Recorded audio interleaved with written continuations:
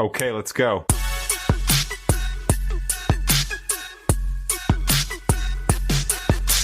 Well, hi friends of the Coachella Valley. Jose here for the New Mindset. I can't even begin to explain the aura that emanates from this person across the table from me.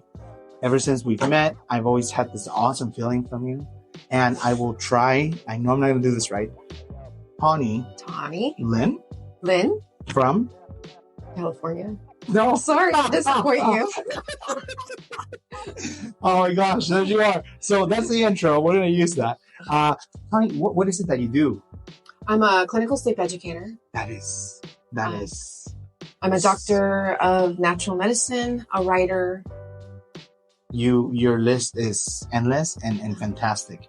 And that is why you're sitting here with me today. Thank you for your time in this. Let me start with the very first question. Where are you from? Where are your roots? Northern California. Okay, how much Northern California? Like we're talking Red Bluff. Okay. Like by Shasta. Oh, I've never been there. Chico State? Yes. Okay, you know Got it. that's I know the okay, university. way Yeah. up Oh, there. yeah. When did you come to the Valley? When I was, here. About 12 years ago. Okay, so you would say within a decade. Yeah. Okay. And so I always thought that sleep study doctors were part of like the Nightmare on Elm Street movies. Oh. And I They can be. I don't know, it's like a thing. So do you mind telling me a little bit about your growing up and what type of schooling do you have to take to be in that field? Oh my But god. what did you go through to get there? As I sip on my postbox. Okay. Cheers. Cheers. So honestly, I didn't grow up saying I want to get into the sleep field. That was just not. I was actually more interested in being an anchor, like Lisa Ling. Really? Right, she was Okay. All right. I used to pretend like I was in front of something chaotic. That's fantastic. Speaking about it, but then I started going to school for psychology and then natural medicine, and I started in psychology, and then I kind of integrated natural medicine with that when I lived in LA. Yeah. Everybody was all into that natural Holistic stuff. Yeah. And at first I just kind of was like, okay, give me a crystal ball, and I kind of poked fun at it until I experienced it. Was a turn, right? Yeah. Right. So then I got hooked. And to put myself through school, a friend of mine helped me get into sleep because I could work graveyards and go to school during the day. Awesome. And I just kind of found my way through that. What was your first job? I don't know that in the field, but in general. Like, really? Yeah, what was your first job? I worked at Staples. Oh, really? That was your first job? That was my very first. You said my first job. Well, yeah, your first job. You remember my first real job on a paycheck. But I used to be a maid. For the rich. Stop. I used to live in. How was that like? Bel Air for I want to say 3 years, and I worked cleaning toilets and whatever until 3 p.m. and then I went to my natural medicine school until like 8 or 9. So you really were in the gutters. You really were doing everything. Oh yeah, I had to pay my way. For sure. Absolutely. I mean, I got help eventually when it got bigger. Right. Always when it gets bigger. Yeah. Right. But I made it pretty far on my own, and it was you can't be prideful, that's for sure. Yeah. All jokes set aside, sometimes if you let yourself get down, you will be down. Yeah. And you'll never get up from it. No. That's fantastic. So you found your way out of Bel Air. Yeah, I went to IPSB. Oh, back to that question. I went to IPSB after Capella. And then I went back to Capella to do a little bit of psychology. And that's like online, which is great because I got to do not in person like I had to do at IPSB, which is a natural medicine school. And then I really wanted to do natural medicine, like go further in it, but it was just so expensive. My maid job wasn't going to cut it. Really? Yeah, it was expensive. So I started working at a chiropractic office. I kind of moved to the Inland Empire, and I was working there for a while as a massage therapist. And we would do other things. I would go to school for like reflexology, auricular all that stuff, which is like acupuncture for the ears. And then I finally got an opportunity to go to Quantum University, which was actually originated in Encino. And then their main campus is in Hawaii now. So I finished that, and it took me 10 years. It doesn't have to take 10 years. You can get your PhD in like 6 or less, but it took me like 10. Yeah, people take breaks in between or whatever you mean. No, I mean, I was having babies and doing part-time here and a couple jobs there. So, I mean, I stayed with it. It just took me a lot longer. How many kiddos do you have? I have 3. Okay. Yeah. They're older. Most. That's impossible. You're only, what, 27? Oh, you're But we're talking about kind. this. No, I'm... Listen. You don't have to say it. I'll tell you. For all of you, you can't see her, but she looks nowhere near 40. Well, thank you. There you go. Do you feel like going through all the school and all the, like you said, some people can take 6 years and they're done. Yeah. So you took a little longer. Yeah. Do you feel like that's a good way to go about it if you want to learn more before you actually get your feet wet? I think everybody's different. Mm-hmm. You know, some people just want to get it done and move on with their life. With me, I just had to take baby steps and just keep looking at the light. Otherwise, I never would have finished it. You know, it's difficult when you are a mom and having to work, you know, 1 or 2 jobs, trying to go to school for something like that. It's going to take a little bit longer, but I think that I had a pretty good support system, and I had friends that were in the field doing the same thing as me and my sister. So I had a good support system. So I think if I were to do it again, I would definitely want to have done it faster. It just wasn't in the cards for me. Yeah, to do it in the way that. But I mean, it's been 4 years, so I think. So then, it's 4 years since you graduated. I'm done. I'm all done. Wow. Yeah. What was the hardest part of going into the holistic medicine, if you don't mind me asking? I don't know what the studies of it are, but I'm sure the there's study multiple. part wasn't hard for me. I like studying. Mm-hmm. Weird that way, but I think for me, the testing. I'd always get nervous. There's a lot of testing. Right. Yeah, it's like you do all your homework, you do everything, you really turn in, you get all your A's that way, but once it comes to test, sometimes you're like, oh, you're asking me homework that I did like 2 months ago. I don't know. Yeah. And there's like multiple classes, and as you age, your brain. So I hear. So tell me, you went through all that, you passed all that. You that was 4 years ago. Yeah. And in talking about when you started doing what you do now, when was that? When did you start doing the sleep therapy part? Oh gosh, maybe 25 years ago. Oh, so you were already doing that. Well, it helped put me through school. Yeah. Wow. And I did it. Sometimes I'd work 2 jobs. I loved it because I can work graveyards. Yeah. And I mean, I'm not staring at someone sleeping. You put their EEG on and set them up, you know, and there's tons of cameras. The monitors and whatnot. Yeah. And I would literally come to work with my book bag. And I would just look at flashcards, do whatever I could to, you know, get the reading done. You really are like a study worm. Yeah. Bookworm and all that. My gosh, that's amazing. So you would sit, go through these. Where was the first place where you practiced that, or where you learned to study that? Sleep? Yeah. I did a little bit of training at UCLA, and my very first committed job where they put me on payroll was advanced sleep medicine. And okay, is that in Beverly Hills? Yeah. I don't know how I know that. Well, I lived out there, I was like, man, rich. Of course. That's why, that connected, of course. So then I was doing massages at the chiropractic office in graveyards, And it's nice because you only have to do maybe 3 nights a week. Yeah, right. Something. Not terrible. I mean, who needs a life? You can have one later. That's right. Who needs that? Forget it. Were you, what was your day one like in the sleep therapy thing? Was it scary? Did you have my gosh. It was really scary because the first guy that I had nocturnal seizures.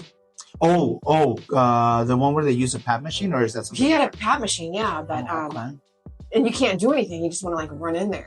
Yeah, you're supposed, people that have seizures, you're supposed to let them. Okay, I'm documenting. As my hand was shaking. Thank goodness I had a staff, or, at the time. How old were you? Were you young? Ooh, yeah. That must have been one of those experiences where you're like, I was definitely old enough to drink. Okay. It was in the early 20s. You're in your 20s, and you're going through this, and you're seeing this happen, and you're like, I love this field. At first it was intimidating. Yeah. But I got obsessed. Okay. And the more I learned, and there was rabbit hole. It's like a huge rabbit hole. It's like never ending. It's like all this stuff that people don't realize about sleep, and I just can't. Then I started the whole research thing. I was just like, wow, this is crazy. I bet people don't realize how important it is. Well, some people just know the knowledge, the extensive knowledge we have is, I know what REM sleep is, but that doesn't mean you know, unless you sit down and really educate yourself. Yeah. That's now I'm going to cut the commercial. Okay. When we come back, let's talk about today. And I want to ask you more about this. It's so interesting. So let's cut to it. Jose here from the New Mindset of the Coachella Valley. Guys, you got to learn how to take a load off. The work week is so stressful and everyone here is always looking for the next best thing. You know what? Through the summer, we found a fantastic new place for you to check out. It's in the heart of Palm Springs and they have so many events. Hotel Zozo. End your work week with some pool time at Hotel Zozo and chill out to the hits from the 80s to the early 2000s during our Flashback Friday Night Vibes pool party, happening every Friday from 6 p.m. to 9 p.m. Go to Hotel Zozo, palmsprings.com to book your cabana reservations. All right, and we're back. So, talking about today, and you do studies, sleep studies. Okay, I don't do sleep studies anymore. I kind of graduated from that realm, and now I'm doing counseling. Okay. So after they get diagnosed, after they've had their sleep study, then they come and see me. Wow. So you went from I don't know if clinical is the right word, but once you see the study that's clinically done, like the physical part of it, then there's something that happens where they go, okay, you have this, and then they need to go see somebody that specializes in your field, and that way they can understand or better help themselves. Is that correct? Absolutely. So what is your therapy like? So what I do day to day at the hospital is I'll probably see like about 12 patients a day. They're just they're coming in. A lot of them, you know, they're not totally convinced they have sleep apnea or anything, you know, that was diagnosed. And so I literally break down their sleep study and explain what's happening to their body, what we found, blah, blah, blah. And sometimes, you know, if they're prescribed a CPAP machine, I try to build a rapport with them and really kind of get a feel of their lifestyle and if it's something that they're going to be able to make a long-term commitment to. And if I sense that, then we will definitely talk about alternatives like an oral appliance or something else that they can treat their apnea. Or, I mean, I do other things like with insomnia and all that stuff, but primarily we get a lot of patients that have. Now, I know that, or maybe I have some experience, and so I kind of understand what you're describing. But can you describe to us what sleep apnea is? So sleep apnea is when you fall asleep, your airway over relaxes and closes up. And as we age or gain weight, it could also be our anatomy. It closes off and you gasp for air. So you only need about 5 and up to be considered mild. So it's divided into levels. Yes. Okay. So of the severity. Everybody has a little bit of apnea. And when you snore, I mean, that's kind of that's right. Yeah, you're. But at least you're still breathing, because if you're snoring, you know you're breathing. So, but it's the ones that are gasping, the ones that do not breathe, that you hear like that. Those are the ones that those are the obstructions. You gotta keep an eye out for that. Yeah. Okay, and so you also use the word CPAP machine. Can you describe that a little bit? Tell us what that is. It's literally like a fan. Okay. It's nothing exciting. It's not too sciencey. It's just a fan that has a low pressure that, depending on the severity of your sleep apnea, that keeps your airway open at night. So it starts off low, and then we usually tend to do the auto CPAP because as people go into REM or if they're on their back, their prescription level of pressure could change. And so we like that automated availability. And so we'll put like a range, and then as the patient falls asleep, the device has these sensors that sense resistance, and then they'll push a little harder to keep the airway open. Oh, interesting. So you're just breathing all night and not having all these interruptions, even though you're conscious of it or not, it's happening. Right. That's fantastic. And as I understand it, as more people are informed in this type of, clinical study of sleep apnea and all this stuff, people are more inclined to get it before they weren't, right?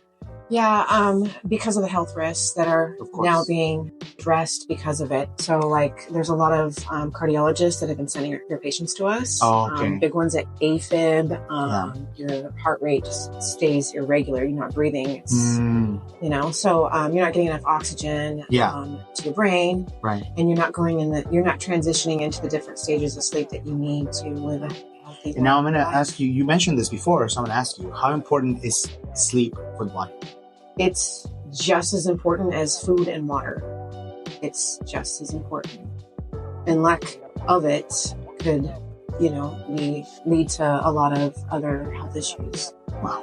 So sleep is very important. When I was training as a swimmer, that the number one thing they always told us was, in training, when you're doing sports, they tell you have to sleep as much as you eat, because sleep is how you recover. Your muscles kind of heal up, oxygen cycles through, and you're just kind of recovering all the fibers that are broken, and they rebuild the muscle, correct? Something like that. Yeah, no, you're right on the money. So basically, you know, if you're having a lot of interrupted sleep, you can't transition into the stages of sleep that you need, and you need 2 and 3 delta sleep, you know, that deep sleep to have muscle recovery, and your body needs to recover from the stressors of the day. And then obviously we need REM for our brains. If you don't get enough of that, or if it starts to decline, so will your cognitive ability. You'll start getting early Alzheimer's, all that stuff. So because all these things have been linked to poor sleep, yes. That is definitely... We're busy. Well, oh my gosh, there's so much I'm just going to throw this at you. I made the joke, but it's actually pretty real.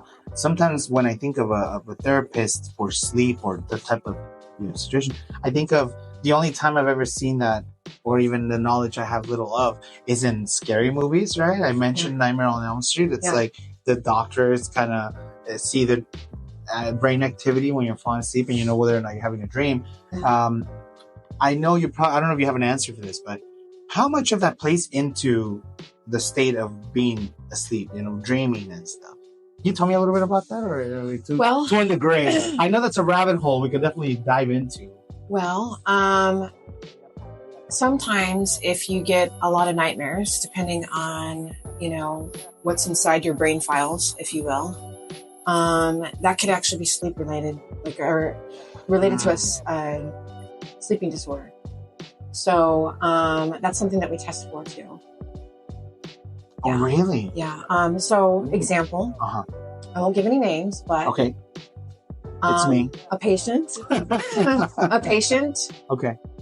thought they were possessed because they would wake up. Okay.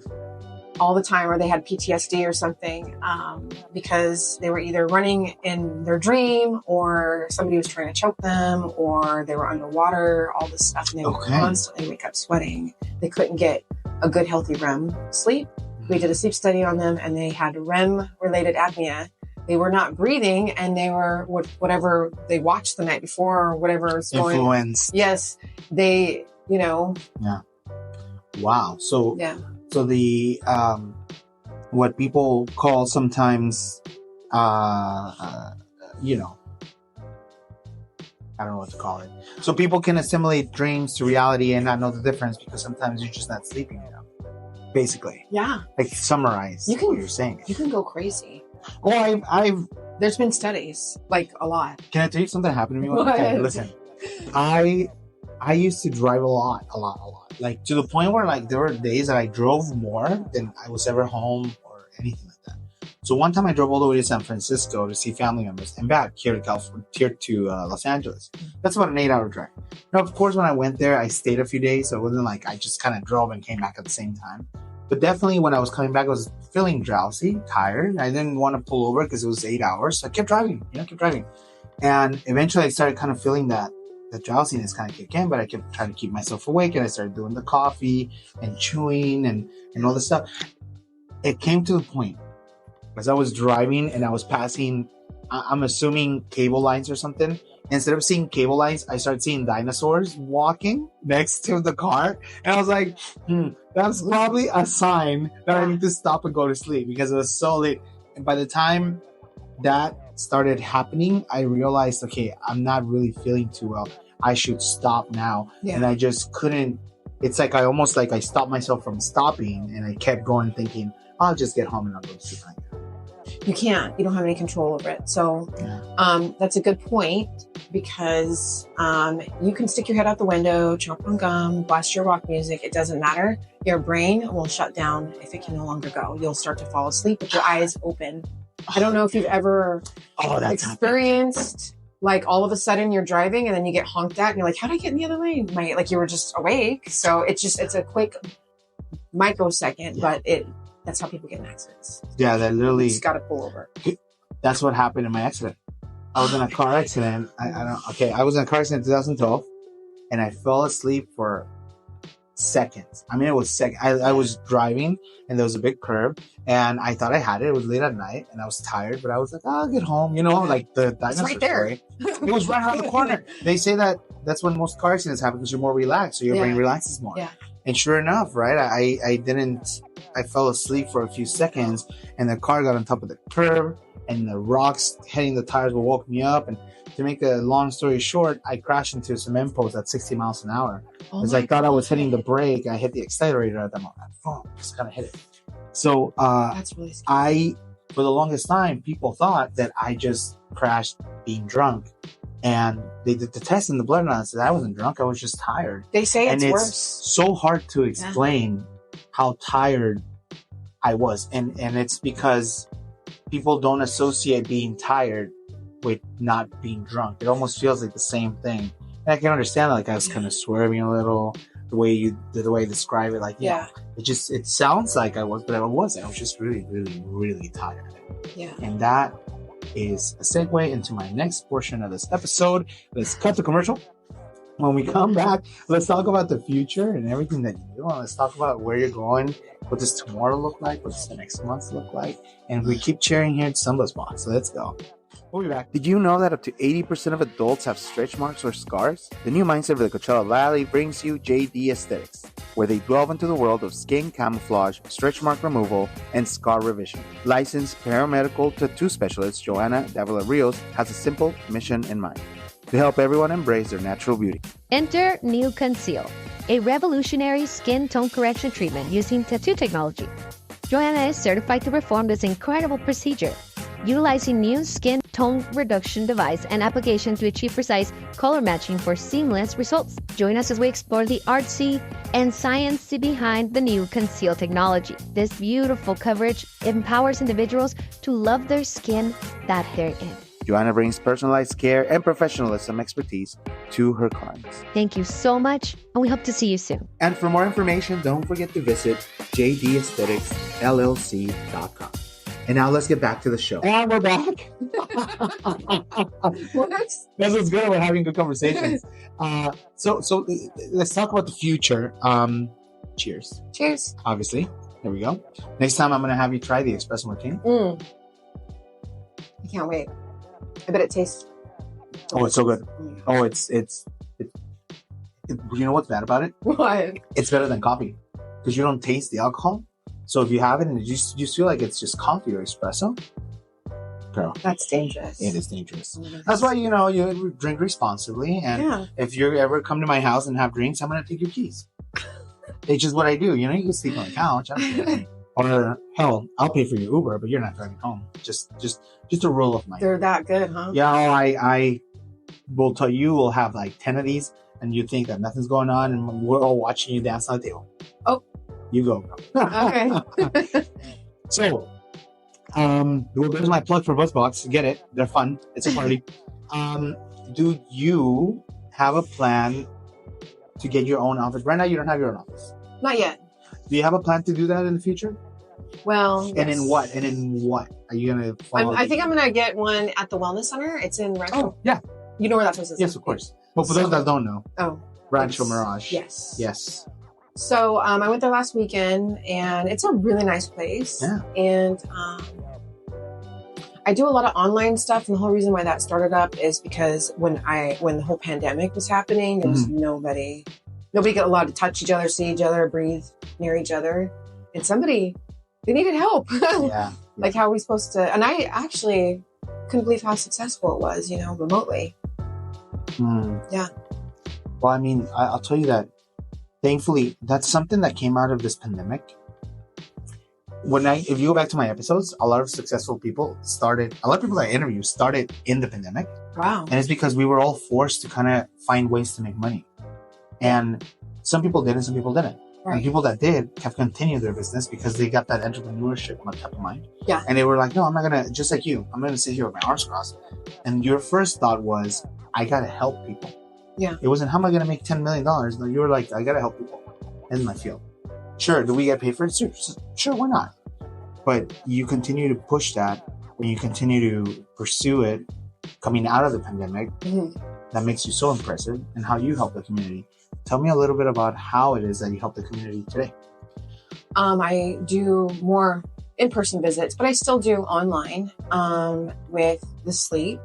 And then I do BBTIs, which is kind of like cognitive behavioral therapy, but geared towards sleep.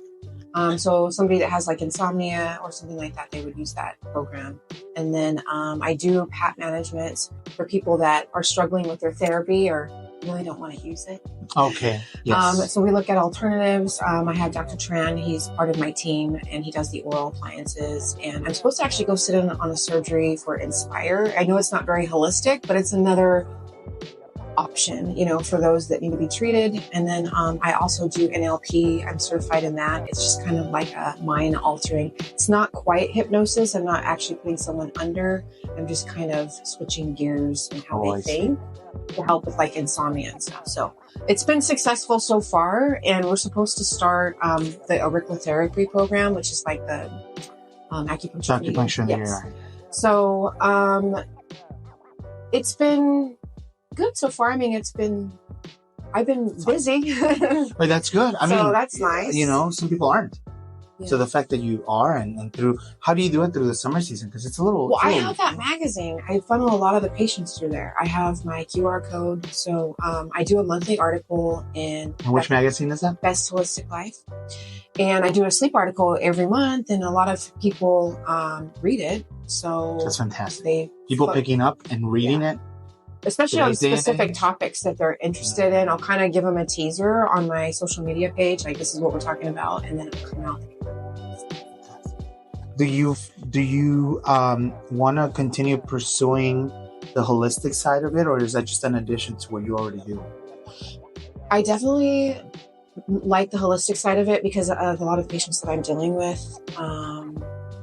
Even the doctors and the nurses, they're trying to get the patients off so many meds they're dependent on to sleep, which is horrible. Yeah. So I'm definitely a appreciated tool in the office. That's and it allows me to practice things that most hospitals wouldn't allow. So that I like, and then I can do it outside too with sound sleep consultants. Mm-hmm. And so a lot of patients today are on they're on a goodie bag of pills and they don't want to depend on Ambien and Zoloft and all this stuff to go to sleep. It's just a lot. And then you become dependent on it. And if you don't take it, you are up. And so we do medication management too. So. That's fantastic. Where do you see yourself in the next 10 years?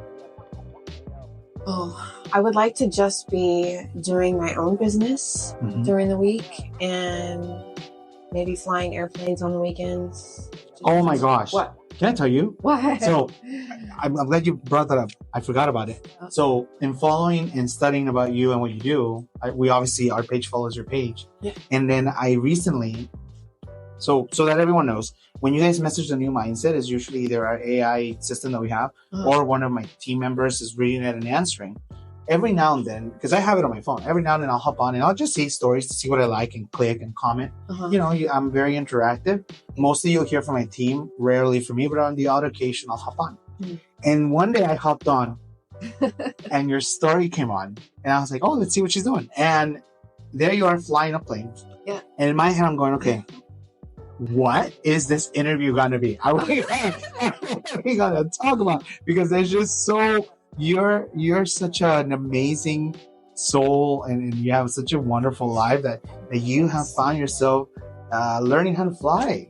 It's so much fun. Oh my gosh! You just recently had a little, not an incident, but something happened recently, right? The motor shut off or something. And can you tell me about that? I've been wanting to ask.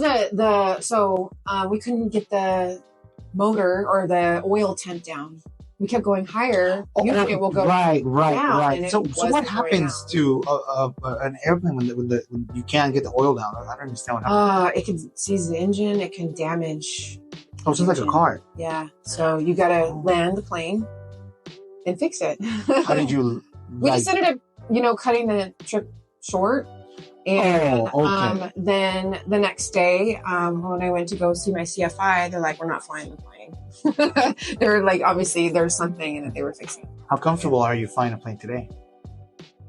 I'm still a student, so I'm comfortable with my CFI. That's right. Yeah. I haven't soloed yet, but I think that's... Is that a goal? That's I think in the next couple of months. It's a goal. Yeah. So we're going to see you, next time I see you, I'm going to salute you because you're going to be the captain of that ship. I'm going to be flying in the morning and Saturdays. And I fly like 3 times a week. You're amazing. You know what? And how do you find time for this? You have to be very structured. You really, truly are. You really, truly are. You're a fantastic creature to be around, man. I don't even know what to say. You're such a great soul. All right, guys, let's get to the last commercial. When we come back, Tawnie, this podcast is live all around the world. People listen to us. A lot of nicks and croonings out there, believe it or not. Like, we really are in places that I never thought we would ever be. Germany, Australia, the Philippines. South Africa, just recent. So we never really know who's listening. And I would like to ask you, what are your pearls of wisdom for somebody that wants to get into what you're doing? They're listening. They're going to school, right? They're doing those shifts till midnight. They just want to get to your place. They want to skip that and get there. There's things that they have to go through. Right. When we come back, please tell us your top 5 pointers to get to where you're at and enjoying life. Here we go. Let me tell you about events with the new mindset. We always have the best, and you can't say the best without King Events. Jerry at King Events has always been there for me for every single need that I have. Man, this guy's amazing. But let me have somebody share their story. You can hear it for yourself. The first time I booked with King Events, I was working at a local jewelry store. We had a mechanical bull on a very busy date, and Jerry was able to accommodate to our needs. The entertainment was great. Working with his team was super easy, and he was there to answer every question we had. I can't recommend him enough. Not only is King Events my go-to for family or business parties, they are also local and family-owned. Call them today at 1-760-238-1692. Again, that's 760-238-1692. Don't forget to call today. And now let's get back to the show. And we're back. So in this last section, like I said, let's just hear some pearls of wisdom from you, as I call them. What would you say is a good, let's say 5 steps? I'm sure there's many more. Right. What are the top 5 steps one can take to go into, to be like you, kind of, or to do what you do in your career path? I think, if you were coming out of high school. Sure. Okay, we'll start from the beginning. Not do how I did it, because then you'll be in your 40s graduating. So I think that if you just did, your psych and at the same time your polysomnography, which is, you don't really have to go to school for that. I think it's like a 18-month program. It's not like a degree or anything. You get certified and then you can go take the boards. And once they have shorter programs now to get into it right away, you just won't be registered, but at least you can be certified and work with registered technologists and get your hands dirty. And I think that they have these 3-week programs. That's probably the fastest way to get into it. And then you can, learn as you go, do your hours and do it that way. And then after that, to get into clinical sleep education, they have a program through the BRPT, which is the website that they do the credentialing for polysonographers in sleep. They have that. And if you wanted to go above that, then get a PhD. Just go full pro. Just go for it. Okay. Yeah. I mean, anybody can be a writer. And I don't mean that in a negative way. I mean, anybody could be a writer, but not everybody has the opportunity. So if you just keep putting yourself out there, you never know what will present itself. That's great. It's actually really good advice. Putting yourself out there is kind of the first step. If you're a person that likes to stay inside, there's ways to put yourself out there inside and enjoying virtual fairs if you must, or whatever you need to do. But definitely putting yourself into the world that you want to be a part of will help you get into that world. Yeah. So that's fantastic advice. Nice. I love that. Well, let's close it off with that. It's been, could you believe we've been sitting here for like 40 minutes? Has it already been that long? Could you believe that? No. I'm telling you. These episodes gets easier and easier, guys. I tell you. Well, I want to say thank you to our sponsors, Busbox. Obviously, we're having a good time. We love the party and we love them. They are local here to the Coachella Valley, so don't forget to support them. You can actually find Busbox now at our local Walmarts, Albertsons, Ralph's. There's a lot of spots that have them. Yeah, believe it or not. But if you want to order some to get delivered directly to you, you could do that with discounts up to 20% off through our sites. Just go on our Instagram, find our link tree, and you'll find the rest. For all of you listening all over the world, we want to say thank you, and thank you, Tawnie, for being here. Really appreciate you. Thank you for sharing you to the world. And definitely is a treat. Thank you so much. Thank you for letting me. Oh, 100%. And we'll hit you guys back up next week. Can't wait to see you. Till then, have a great day. Have a good night.